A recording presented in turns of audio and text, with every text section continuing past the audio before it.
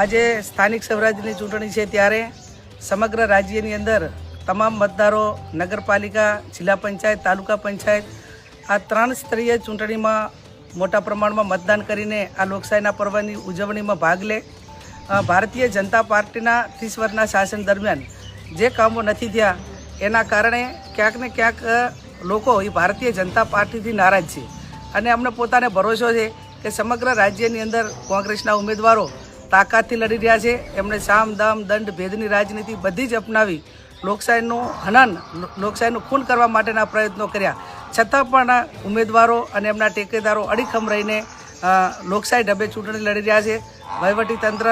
એ પોતાને જવાબદારીઓ સોંપેલી છે એનું કામ કરે અને ઉમેદવારો સમગ્ર રાજ્યમાં ખેલદિલીપૂર્વક લોકશાહી ઢબે ચૂંટણી લડી અને આ લોકશાહીના પર્વમાં ઉજવણીમાં ભાગ લઈ પોતાની જે સમસ્યાઓ છે એ કઈ સમસ્યાઓ છે એના માટે કરીને વોટ આપીને મેન્ડેટ થકી રાજ્યના તમામ મતદારો મોટા પ્રમાણમાં મતદાન કરે તો જ ખબર પડે કે લોકો પોતે શું ઈચ્છે છે। એટલે ગરમીનું પ્રમાણ છે છતાં પણ તો એક દિવસ એક લોકશાહીના પર્વ માટે, લોકશાહીને બચાવવા માટે મતદારો મોટા પ્રમાણમાં મતદાન કરે એવી